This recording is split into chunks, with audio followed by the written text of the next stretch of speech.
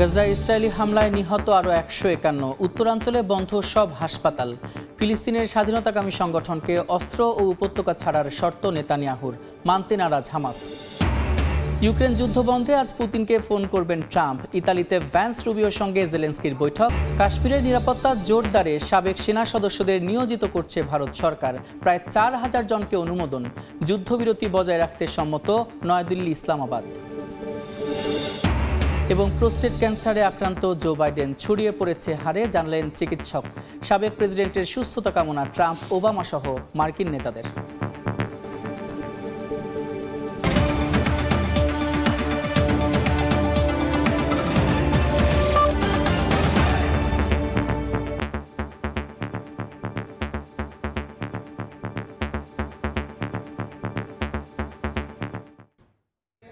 আন্তর্জাতিক সময়ের সঙ্গে আছি আমি সাদিক হাসান ইমন। ডোবে গেল একদিনে 151 ফিলিস্তিনি নিহত হয়েছেন। উপত্যকাটির উত্তরাঞ্চলে সব হাসপাতাল কার্যত বন্ধ রয়েছে বলে জানায় গাজার স্বাস্থ্য মন্ত্রণালয়। এদিকে কাতারের যুদ্ধবিরতির আলোচনায় ইসরায়েলের অগ্রহণযোগ্য প্রস্তাবে রাজি নয় হামাস। যুদ্ধ বন্ধ করতে হলে হামাসকে অস্ত্র ছাড়ার পাশাপাশি গাজা ছাড়তে হবে বলে জানায় নেতানিয়াহু প্রশাসন। অবরোধ, আক্রমণ আর আলোচনার দোলা চলে উত্তপ্ত গাজা। ক্ষুধা তৃষ্ণায় কাতর লাখো মানুষ লড়ছে বেঁচে থাকার যুদ্ধে। উপত্যকাটির উত্তরাঞ্চলের পর এবার দক্ষিণেও প্রবেশ করতে শুরু করেছে ইসরায়েলি সেনারা। রোববারের নরকীয় অভিযান গিডিয়ন চ্যারিয়টসের হামলার তীব্রতায় হতাহত হয়েছেন অনেকে। কাতারের দোহায় যুদ্ধবিরতির আলোচনায় বসেছে ইসরায়েল ও হামাস। তবে সেখানে হামাস নেতা ওসামা হামদান জানান, আলোচনায় এমন কিছু প্রস্তাব এসেছে যা তাদের জন্য অগ্রহণযোগ্য। অস্ত্র পরিত্যাগ এবং গাজা থেকে নির্বাসন এমন শর্তে রাজি নয় তারা। অন্যদিকে নেতানিয়াহু প্রশাসন বলছে, যুদ্ধ বন্ধ করতে হলে হামাসকে অস্ত্র ছাড়তে হবে এবং গাজা থেকে চলে যেতে হবে। এটিই হবে চূড়ান্ত লক্ষ্য। এদিকে অচল হয়ে পড়েছে গাজার স্বাস্থ্য খাত। ইসরায়েলি অবরোধ ও টানা হামলার কারণে অধিকাংশ হাসপাতালই কার্যক্ষমতার বাইরে। রোববার উপত্যকাটির স্বাস্থ্য মন্ত্রণালয় জানায়, হামলার কারণে অন্যতম বৃহত্তম ইন্দোনেশিয়ান হাসপাতাল সেবা কার্যক্রম বন্ধ করতে বাধ্য হয়। অন্যদিকে তীব্র খাদ্য সংকটে ভুগছে ফিলিস্তিনিরা। একবেলার খাবারও জোটে না বহু পরিবারের। কেউ কেউ 3 দিনেও খায়নি কিছু।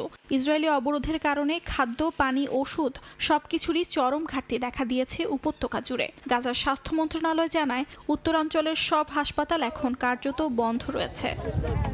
অর্জিতা শহীদিন, সময় সংবাদ। গাজায় ইসরায়েলি আগ্রাসনের বিরুদ্ধে বিক্ষোভ হয়েছে নেদারল্যান্ডস ও মিশরে। বিক্ষোভকারীরা বলছেন, নেতানিয়াহুর বাহিনীর নিষ্ঠুর অভিযান কোনোভাবেই মেনে নেওয়া যায় না। এদিকে সুইজারল্যান্ডে ইউরোভিশনে ইসরায়েলের অংশগ্রহণের প্রতিবাদে রাস্তায় নামেন শত শত আন্দোলনকারী। হাতে স্টপ দ্য ওয়ার প্ল্যাকার্ড আর গায়ে লাল জামা। গাজায় ইসরায়েলি হামলার প্রতিবাদ জানিয়ে রোববার নেদারল্যান্ডসের হেগ শহরের রাজপথে জড়ো হন হাজার হাজার বিক্ষোভকারী। Amnesty International, Save the Children ও ডক্টরস উইদাউট বর্ডার্সের মতে দেশটিতে এটিই ছিল 20 বছরের সবচেয়ে বড় শান্তিপূর্ণ মিছিল। রোববার মিশরের রাফাতে ফিলিস্তিনিদের প্রতি সংহতি জানিয়ে বিক্ষোভ কর্মসূচি করে ইতালির সংসদ সদস্য ও ইতালির প্রতিনিধিরা। সঙ্গে আরও ছিলেন এনজিও কর্মী ও সাংবাদিকরাও। বিক্ষোভে ইউরোপের দেশগুলোর সরকারের প্রতি আহ্বান জানানো হয় যেন তারা ইসরায়েলি সহিংসতা থামাতে ও অবরোধ তুলে নিতে চাপ প্রয়োগ করে। এদিকে একই দিন সুইজারল্যান্ডের বাসেল শহরে ইউরোভিশনে ইসরায়েলের অংশগ্রহণের প্রতিবাদে রাস্তায় নামে শত শত আন্দোলনকারী। ফিলিস্তিনের পতাকা হাতে ফ্রি প্যালেস্টাইন স্লোগানে মুখর হয় রাজপথ। বিক্ষোভকারীদের দাবি, রাশিয়াকে যেমন যুদ্ধের দায়ে প্রতিযোগিতা থেকে বাদ দেওয়া হয়েছিল, ইসরায়েলের বিরুদ্ধেও যেন একই পদক্ষেপ নেওয়া হয়। অর্জিতা শহীদিন, সময় সংবাদ। ইউক্রেনের রুশ বাহিনীর ড্রোন হামলায় নিহত হয়েছেন অন্তত 1 জন। শিশুসহ আহত হয়েছেন বেশ কয়েকজন। পাল্টা হামলা চালিয়েছে ইউক্রেনও। এদিকে যুদ্ধবিরতির বিষয়ে সোমবার রুশ প্রেসিডেন্ট ভ্লাদিমির পুতিনের সঙ্গে ফোন আলাপ করবেন মার্কিন প্রেসিডেন্ট ডোনাল্ড ট্রাম্প। অন্যদিকে মার্কিন ভাইস প্রেসিডেন্ট জেডি ভ্যান্স এবং পররাষ্ট্রমন্ত্রী মার্কো রুবিওর সঙ্গে ইতালির রোমে বৈঠক করেছেন ইউক্রেনের প্রেসিডেন্ট ভলোদিমির জেলেন্সকি। যুদ্ধবিরতির জন্য কিয়েভ পুরোপুরি প্রস্তুত বলে জানান প্রেসিডেন্ট জেলেন্সকি। যদিও স্থায়ী শান্তি প্রতিষ্ঠার জন্য বেশ কিছু শর্ত জুড়ে দিয়েছে কিয়েভ। এদিকে যুদ্ধবিরতির বিষয়ে সোমবার রুশ প্রেসিডেন্ট ভ্লাদিমির পুতিনের সঙ্গে ফোনালাপ করবেন মার্কিন প্রেসিডেন্ট ডোনাল্ড ট্রাম্প। আলোচনা করা হবে 30 দিনের যুদ্ধবিরতির প্রস্তাব নিয়ে। ফোনালাপের আগে যুক্তরাজ্য, ফ্রান্স ও পোল্যান্ডের নেতারা ট্রাম্পের সঙ্গে এক ভার্চুয়াল বৈঠকে বসবেন বলে খবর পাওয়া গেছে। অন্যদিকে রোববার ইউক্রেনের প্রেসিডেন্ট ভলোদিমির জেলেনস্কি ইতালির রোমে বৈঠক করেছেন মার্কিন ভাইস প্রেসিডেন্ট জেডি ভ্যান্স ও পররাষ্ট্রমন্ত্রী মার্কো রুবিওর সঙ্গে। জেলেনস্কি জানান যুদ্ধবিরতির জন্য তিনি প্রস্তুত, তবে মস্কোর দাবি যুদ্ধ থামাতে হলে ইউক্রেনকে ন্যাটো সদস্যপদের আকাঙ্ক্ষা ত্যাগ করতে হবে, সেনাবাহিনী ছোট করতে হবে ও নিরপেক্ষ দেশ হিসেবে ঘোষণা দিতে হবে। রোববার এক সাক্ষাৎকারে এমনটাই জানিয়েছেন রুশ প্রেসিডেন্ট পুতিন। কাকলি আখতার, সময় সংবাদ। জম্মু কাশ্মীরে নিরাপত্তা জোরদারে এবার সাবেক সেনাদের মাঠে নামাচ্ছে ভারত সরকার। প্রায় 4000 সাবেক সেনাকে স্বেচ্ছাসেবী হিসেবে চিহ্নিত করা হয়েছে, যাদের মধ্যে 435 জনের কাছে রয়েছে লাইসেন্স করা ব্যক্তিগত অস্ত্র। সাবেক সেনা সদস্যদের মোতায়েনের বিষয়টি এরই মধ্যে অনুমোদন দিয়েছে স্থানীয় প্রশাসন। এদিকে যুদ্ধবিরতি অব্যাহত রাখতে রাজি হয়েছে ভারত ও পাকিস্তান। কয়েকদিনের হামলা, পাল্টা হামলা ও উত্তেজনার পর সম্প্রতি যুদ্ধবিরতিতে পৌঁছেছে ভারত পাকিস্তান। উভয় দেশের সামরিক কর্মকর্তারা নিয়মিত একে অপরের সঙ্গে যোগাযোগ রাখছেন এবং যুদ্ধবিরতির মেয়াদও বাড়াচ্ছেন। এমন অবস্থায় নতুন সিদ্ধান্ত নিল ভারত। স্থানীয় সময় শনিবার বার্তা সংস্থা এএফপি জানায়, ভারত শাসিত জম্মু কাশ্মীরের নিরাপত্তা রক্ষায় এবার ভারতীয় সেনাবাহিনীর সাবেক সদস্যদের নিয়োজিত করতে চলেছে দেশটির কেন্দ্রীয় সরকার। গত সপ্তাহে পাকিস্তানের সঙ্গে হওয়া যুদ্ধবিরতির পর ভারতের কেন্দ্রীয় সরকার এই সিদ্ধান্তের কথা জানায়। ভারত সরকারের এক বিবৃতিতে বলা হয়েছে, প্রায় 4000 সাবেক সেনাকে স্বেচ্ছাসেবী হিসেবে চিহ্নিত করা হয়েছে, যাদের মধ্যে 435 জনের কাছে রয়েছে লাইসেন্স করা ব্যক্তিগত অস্ত্র।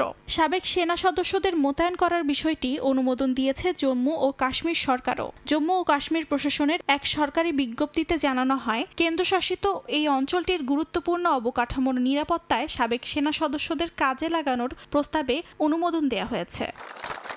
এদিকে রোববার ভারতের সামরিক বাহিনীর পক্ষ থেকে বলা হয়, যুদ্ধবিরতি অব্যাহত রাখতে রাজি হয়েছে ভারত ও পাকিস্তান। ভারতের সেনাবাহিনীর এক কর্মকর্তা সংবাদ মাধ্যম এনডিটিভিকে জানান, 12 মে যুদ্ধবিরতির বিষয়ে যে ঐকমত্য হয়েছিল তা চলবে। এই যুদ্ধবিরতিকালে পাকিস্তানের সামরিক বাহিনী জানায়, তাদের প্রধান অগ্রাধিকার হলো শান্তি। তবে যুদ্ধবিরতির মেয়াদ শেষে সর্বশেষ পাকিস্তানের পক্ষ থেকে কিছু জানানো হয়নি। অর্চিতা শাহজিন, সময় সংবাদ।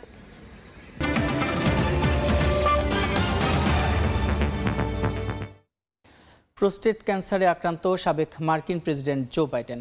স্থানীয় সময় রোববার বাইডেনের ব্যক্তিগত দফতর থেকে জানানো হয়, এরই মধ্যে তার হাড়ে ছড়িয়ে পড়েছে ক্যান্সার। গত সপ্তাহে প্রস্রাবজনিত সমস্যা বেড়ে যাওয়ায় পরীক্ষা করার পর তার শরীরে এই প্রোস্টেট নোডিউল পাওয়া গেছে। শুক্রবার চিকিৎসকরা নিশ্চিত করেন তিনি প্রোস্টেট ক্যান্সারে আক্রান্ত। তার ক্যান্সারের গ্লিনসন স্কোর 9, অর্থাৎ এটি উচ্চমাত্রার এবং আক্রমণাত্মক। তবে চিকিৎসকরা জানান, এই ক্যান্সার হরমোন সংবেদনশীল, যা সঠিক চিকিৎসায় নিয়ন্ত্রণে আনা সম্ভব। বাইডেন ও তার পরিবার বর্তমানে পরবর্তী চিকিৎসা পদ্ধতি নিয়ে চিকিৎসকদের সঙ্গে পরামর্শ করছেন বলে জানা গেছে।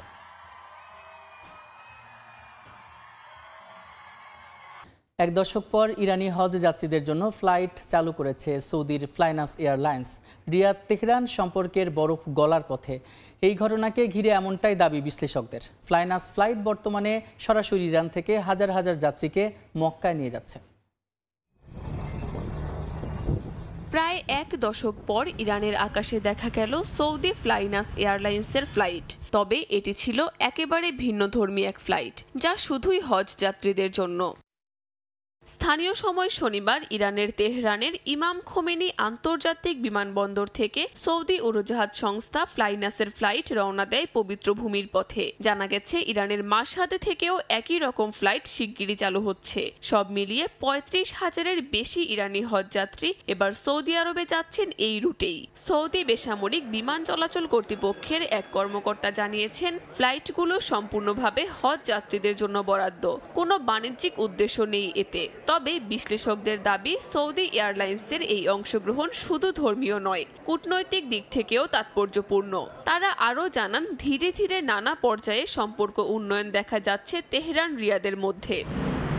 2016 সালে সৌদি আরবের শিয়া অনুসারীদের নেতা নিমর আল নিমরের মৃত্যুদণ্ড কার্যকরকে কেন্দ্র করে ইরানের সৌদি দূতাবাসে হামলা হয়। এরপর দুই দেশের মধ্যে সম্পর্ক ছিন্ন হয়, বন্ধ হয় সরাসরি হজ ফ্লাইটও। সেই বছর কোনো ইরানি হজযাত্রী সৌদিতে প্রবেশ করতে পারেননি। পরবর্তী সময়ে শুধু নিজস্ব চার্টার্ড ফ্লাইটেই হজ করতে পারত। তবে 2023 সালের মার্চে চীনের মধ্যস্থতায় দুই দেশ পুনরায় কূটনৈতিক সম্পর্ক স্থাপন করে।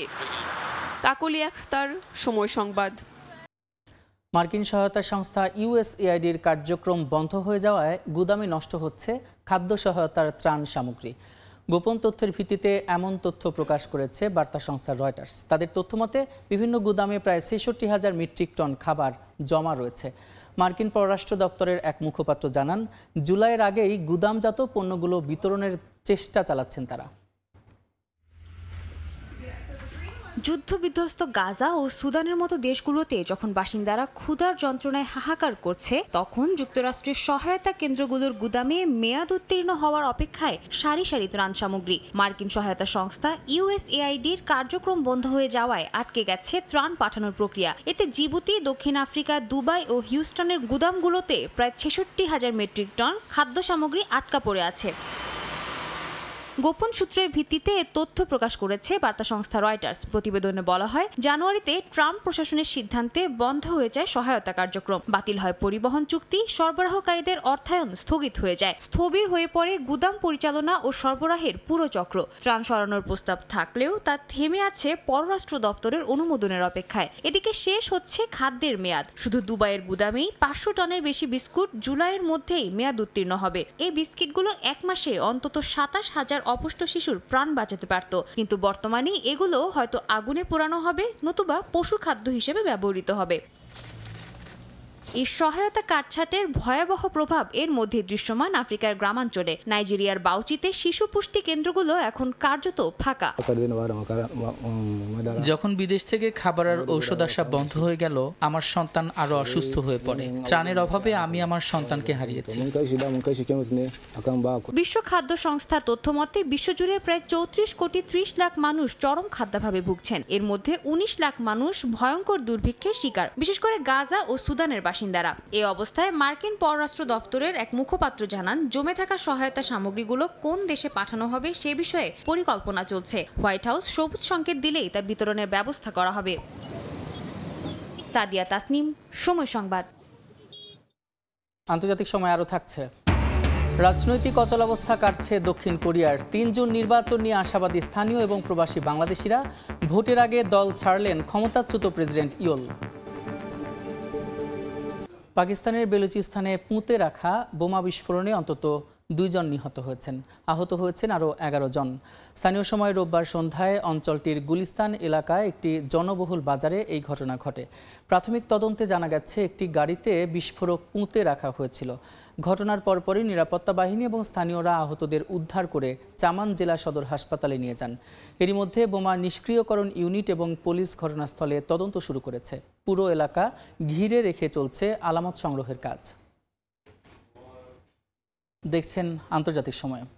চীনের দক্ষিণাঞ্চলের গুয়াংশি অঞ্চলে ভয়াবহ বন্যায় 3 জনের মৃত্যু হয়েছে, নিখোঁজ রয়েছেন 1 জন। অঞ্চলটির লংলিন কাউন্টিতে শুক্রবার ও শনিবার ভারী বৃষ্টিপাতে সৃষ্টি হয় আকস্মিক বন্যা। ইয়ানচা শহরে ভেসে যায় একটি অস্থায়ী শরণার্থী শিবির। তীব্র স্রোতে শিবিরটি ভেঙে গেলে নিখোঁজ হন কয়েকজন। খবর পেয়ে মাঠে নামে উদ্ধারকারী দল। জরুরি সেবা, পুলিশ, দমকল এবং স্বাস্থ্য বিভাগের সমন্বয়ে চালানো অভিযানে 3 জনকে একটি পাহাড়ি ঝর্ণার খাত থেকে উদ্ধার করা হয়। বাকি 3 জনের মরদেহ পাওয়া যায় সেখানেই। নিখোঁজ থাকা ব্যক্তিকে উদ্ধারে এখনও চলছে তল্লাশি। তবে খারাপ আবহাওয়া উদ্ধার কাজকে কঠিন করে তুলছে বলে জানিয়েছে উদ্ধারকারীরা। রাতভর টানা বৃষ্টিপাতে ভারতের বেঙ্গালুরুতে আকস্মিক বন্যার সৃষ্টি হয়েছে। শনিবার রাতে প্রবল বৃষ্টিতে ডুবে গেছে বেঙ্গালুরুর একাধিক নিচু এলাকা। বেশ কয়েকটি আবাসিক এলাকায় বাড়িঘরে পানি ঢুকে পড়ে। বিদ্যুৎপৃষ্ট হওয়ার আশঙ্কায় বহু পরিবার এরই মধ্যে ঘর ছেড়েছে। এদিকে রাজ্যের মালনাড এবং কর্ণাটক সহ অন্যান্য অঞ্চলেও ভারী বৃষ্টির পূর্বাভাস দিয়েছে দেশটির আবহাওয়া দপ্তর। উত্তর কন্নড়, উদুপি, বেলগাভি, হাবেরি সহ একাধিক জেলায় জারি করা হয়েছে হলুদ সতর্কতা। আগামী 2 দিনে কর্ণাটকের দক্ষিণ এবং উত্তরাঞ্চলে বজ্রসহ বৃষ্টিপাতের শঙ্কা রয়েছে বলে জানানো হয়েছে। আন্তর্জাতিক সময়। আগামী ৩ জুন অনুষ্ঠিত হতে যাচ্ছে দক্ষিণ কোরিয়ার প্রেসিডেন্ট নির্বাচন। প্রচারণায় ব্যস্ত রাজনৈতিক দলের নেতারা। এদিকে হেরে যাওয়ার আভাস পাওয়ার পরপরই দল ত্যাগের ঘোষণা দিলেন ক্ষমতাচ্যুত প্রেসিডেন্ট ইউন সুক ইয়োল। দক্ষিণ কোরিয়া থেকে মোহাম্মদ হানিফের রিপোর্টে বিস্তারিত। প্রেসিডেন্ট নির্বাচনকে কেন্দ্র করে দক্ষিণ কোরিয়ার রাজনীতির মাঠ এখন টান টান উত্তেজনা। প্রতিশ্রুতি নিয়ে জনগণের কাছে ভোট চাচ্ছেন সব দলের প্রার্থীরা। জোরালোভাবে চলছে নির্বাচনী প্রচারণা। প্রেসিডেন্ট নির্বাচনের জন্য লড়াই করবেন 7 জন প্রার্থী। নির্বাচনে যাদের প্রতীক হিসেবে নম্বর ব্যবহার হয়ে থাকে, ডেমোক্রেটিক পার্টি অব কোরিয়ার লি জে মিয়ং 1 নম্বর নির্বাচনী প্রতীক, পিপল পাওয়ার পার্টি কিম মিন সুকে 2, রিফর্ম পার্টি লি জুন সিওক 4, ডেমোক্রেটিক লেবার পার্টির কোন ইয়ং ঘুক 5, লিবার্টি ইউনিফিকেশন পার্টির কুজু ওয়া 6, স্বতন্ত্র পার্টি ওয়াং কিয়ং অন 7 এবং 8 নম্বরে জং সিন হো। এদিকে প্রার্থী মনোনয়ন না করায় বাদ পড়েছে জাতীয় পরিষদের তৃতীয় বৃহত্তম ফাদারল্যান্ড ইনোভেশন পার্টির 3 নম্বর প্রতীক। জাতীয় নির্বাচন কমিশন জানিয়েছে, বিদেশে বসবাসকারী কোরীয়দের জন্য ভোটদানের সময়সূচি 20 থেকে 25 মে এবং আগাম ভোটদানের সময়সূচি 29 থেকে 30 মে পর্যন্ত। মূল ভোট গ্রহণ শুরু হবে 3 জুন সকাল 6টা থেকে রাত 8টা পর্যন্ত।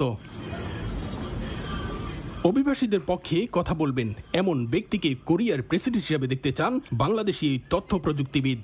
যে প্রার্থী কোরিয়ার এই উন্নয়নের ধারাকে এগিয়ে নিয়ে যাবে, যে কোরিয়াকে আরো উচ্চ মাত্রায় নিয়ে যাবে, আমি আসলে তার পক্ষে থাকার চেষ্টা করব। নির্বাচন জরিপ নিয়ে একটি প্রতিবেদন প্রকাশ করেছে গ্যালাপ কোরিয়া। জরিপে প্রেসিডেন্ট নির্বাচনে পিপিপির প্রার্থী Kim Min Suk Liberal Democratic Party Lee Jae Myung থেকে পিছিয়ে আছে।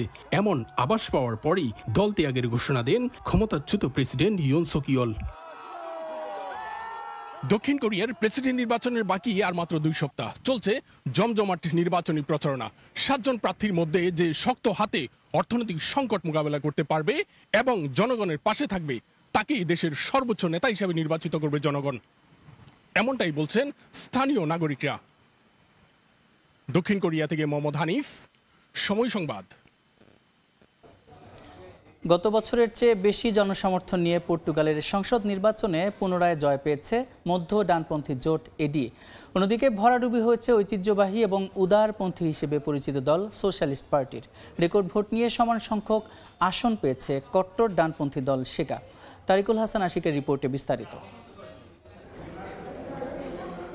ভোট গ্রহণ শেষ হবার ঘণ্টাখানেক পর থেকেই বিভিন্ন কেন্দ্র থেকে আসতে থাকে ফলাফল, আর উচ্ছ্বাস বাড়তে থাকে এডি শিবিরে। সংসদে আস্থা হারালেও জনগণের সমর্থনে ফের ক্ষমতায় মধ্য ডানপন্থী জোট ডেমোক্রেটিক অ্যালায়েন্স। বেশ কিছু আসনের ফলাফল আসার আগেই নিজেদের বিজয় ঘোষণা করেন দলের প্রধান লুইস মন্টিনেগ্রো। গত বছর থেকে 9টি আসন বেশি পেয়ে মোট 89টি আসনে জয় নিয়ে ফের সরকার গঠন করতে যাচ্ছে এই জোট। তবে এবারও হচ্ছে না একক সংখ্যাগরিষ্ঠ সরকার।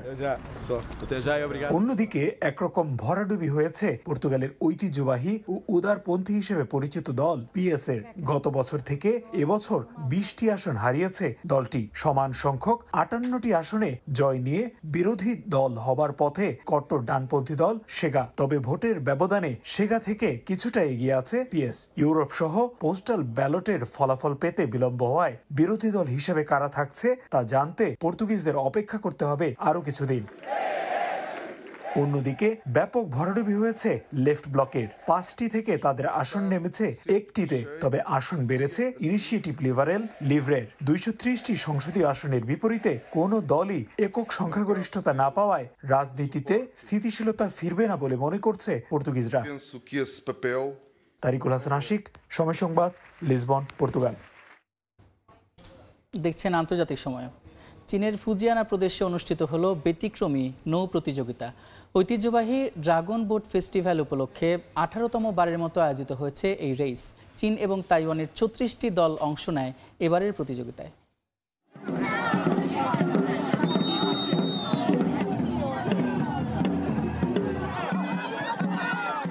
ড্রামের তালে তালে ছুটে চলছে নৌকা, যেখানে সামনের অংশে রয়েছে ড্রাগনের মাথা আর পেছনে লেজের মতো নকশা। শিয়ামেনের জিমেই ড্রাগন বোট পুলে মুখোমুখি হয় চীন এবং তাইওয়ানের বিভিন্ন অঞ্চল থেকে আসা প্রতিযোগীদের 36টি দল। উদ্দেশ্য শুধু জয়লাভ করা নয়, একসাথে উৎসবের আনন্দ ভাগ করে নেয়া। রোদে পুড়ে গেলে বুঝি আমি সত্যিই রেসের অংশ, তাই ট্যান হওয়াটা আমার কাছে মন্দ লাগে না। ফুজিয়ান প্রদেশের শিয়ামেন শহরে 18তম বারের মতো আয়োজিত হয় এই রেস। রেসের জিয়াঙ্গে কাপ নামটি এসেছে চেন জিয়াঙ্গে নামে একজন বিশিষ্ট নেতা এবং সমাজসেবকের নাম থেকে, যিনি 1950-এর দশকেই জিমেই এলাকায় এই ড্রাগন বোট পুলটি প্রতিষ্ঠা করেন। প্রতিযোগিতার মধ্যেই ফুটে উঠেছে পারস্পরিক বোঝাপড়া, ঐতিহ্য আর একসাথে উৎসব পালনের চেতনাও। রেসের সময় চারপাশে উৎসুক দর্শকদের গর্জনে মুখর হয়ে ওঠে পুরো পুল এলাকা। প্রতিযোগিতায় কে জিতল তা বড় বিষয় নয় অংশগ্রহণকারীদের কাছে। ড্রাগন বোট রেসের মাধ্যমে দুই তীরের মানুষের বন্ধুত্ব আর ঐতিহ্যের সেতুবন্ধন ফুটে ওঠে বলে মনে করেন অংশগ্রহণকারীরা।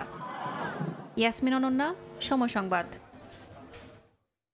আন্তর্জাতিক সময়ের শীর্ষ সংবাদগুলো জানিয়ে দিচ্ছে আরেকবার। গাজায় ইসরায়েলি হামলায় নিহত আরও 151। উত্তরাঞ্চলে বন্ধ সব হাসপাতাল।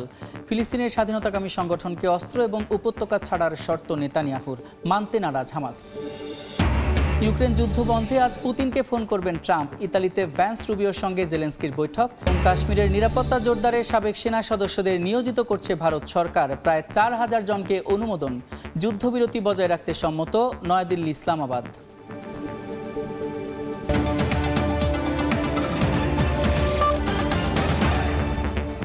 এই ছিল আন্তর্জাতিক সময়ে। সঙ্গে থাকুন সময়ের।